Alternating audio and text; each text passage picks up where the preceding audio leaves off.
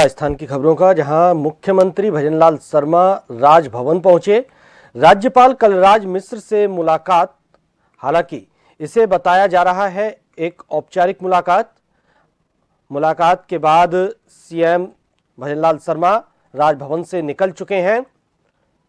इस वक्त सबसे अपडेट आपको बता रहे हैं कि राजभवन में राज्यपाल से मुलाकात के बाद मुख्यमंत्री भजनलाल शर्मा वहां से निकल चुके हैं। हालांकि इसे एक महज औपचारिक मुलाकात बताया गया है, लेकिन राजनीतिक गलियारों में चर्चाएं कुछ और ही हो रही हैं। मंत्रिमंडल विस्तार को लेकर चर्चाओं का बाजार गर्म है। माना जा रहा है कि लोकसभा चुनाव से पहले भजनलाल सरकार का मंत्रिमंडल विस्तार हो सकता है, लेकिन राज्यपाल से मुलाकात को महज एक औपचारिक बताया जरूर जा रहा है। लेकिन इस मुलाकात के मायने क्या हैं, इसकी राजनीतिक गलियारों में चर्चा कुछ और ही हो रही है। कयास लगाए जा रहे हैं कि भजनलाल सरकार का मंत्रिमंडल विस्तार हो सकता है।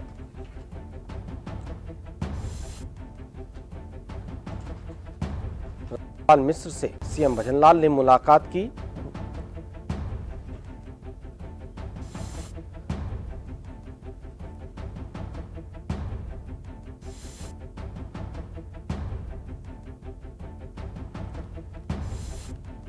हालांकि ये महज शिष्टाचार भेंट है या इस मुलाकात के मायने कुछ और हैं, ये तस्वीर भी जल्द साफ हो जाएगी।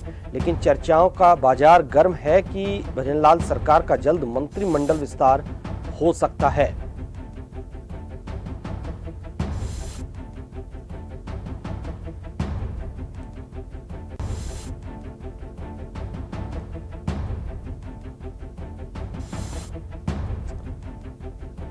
मंत्रिमंडल विस्तार की चर्चाएं तेज हो गई हैं।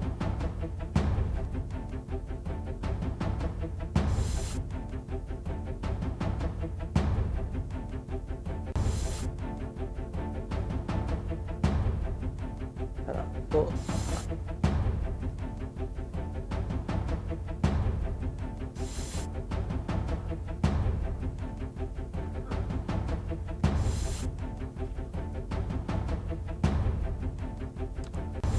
बता दें कि राज्यपाल मिश्र से सीएम भजनलाल ने मुलाकात की है। मुख्यमंत्री भजनलाल शर्मा राजभवन पहुंचे हुए थे, उन्होंने राज्यपाल से मुलाकात की।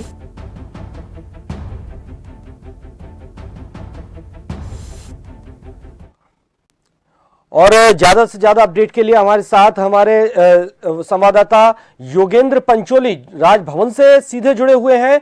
योगेंद्र, राजभवन में मुलाकात की है राज्यपाल से सीएम भजनलाल ने। शिष्टाचार मुलाकात भले ही इसको बताया जा रहा हो, लेकिन इस मुलाकात के मायने क्या लग रहे हैं? सुगबुगाहट है मंत्रिमंडल विस्तार की।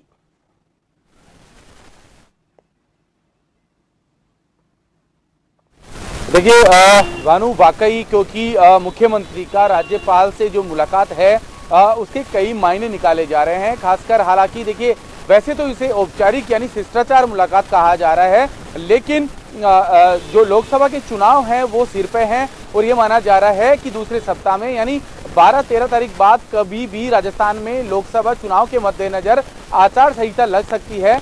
तो ऐसे में सवाल उठता है और यहाँ पर यह भी बताया जा रहा है क्योंकि लगभग 5 और 1 6 जो मंत्रियों के जो पद हैं वो खाली हैं, यानी 30 तक मंत्री हो सकते हैं मुख्यमंत्री समेत।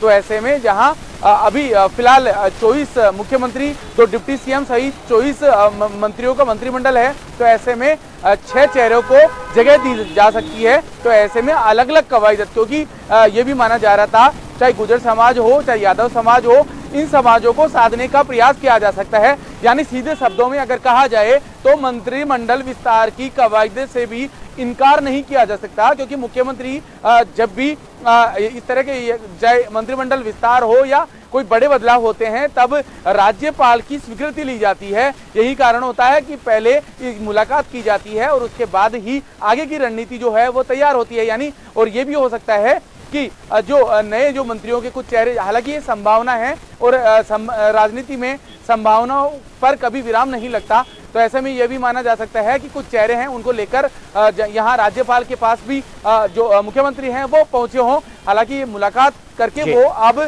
सचिवालय की तरफ निकल चुके हैं, सचिवालय पहुंचे हैं, सीएमओ में गए हैं।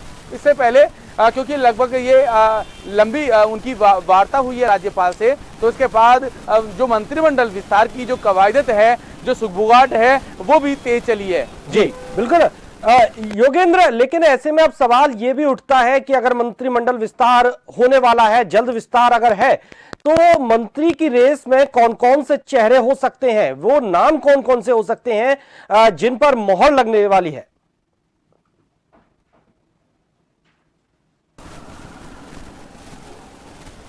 देखिए फिलहाल देखिए क्योंकि ये चीज़ें जो होती है वो गुप्त रखी जाती है, ये कयास केवल लगाए जा सकते हैं कि वो चेहरे 3 चेहरे होंगे, 5 चेहरे होंगे, लेकिन ये भी माना जा रहा है कि गुर्जर समाज से आने वाले जो जसवंत गुर्जर हैं उनका नाम इसमें आ सकता है, संभावना है। दूसरी तरफ जो निम्बाहेड़ा से जो श्रीचंद कृपलानी हैं उनका नाम भी चर्चाओं में चल रहा है कि उन्हें भी मंत्री बनाया जा सकता है। इसके अलावा क्योंकि जो सुरेंद्रपाल सिंह टीटी चुनाव हारने के बाद वो भी सीट खाली हुई है, यानी कुल मिलाकर 6 सीटें अभी मंत्रियों को उन्हें रिसफल किया जा सकता है, उन्हें पद दिए जा सकते हैं। यहाँ तक कि एक चर्चा ये भी आ रही है कि जयपुर के सिविल लाइन से जो विधायक गोपाल शर्मा हैं उनका नाम भी मंत्री के तौर पर सामने आ सकता है। लेकिन देखिए भानु, राजनीति में किसी भी कयास से और किसी भी जो बदलाव होता है उसे इनकार नहीं किया जा सकता, यानी इस मुलाकात के कई मायने निकाले जा रहे हैं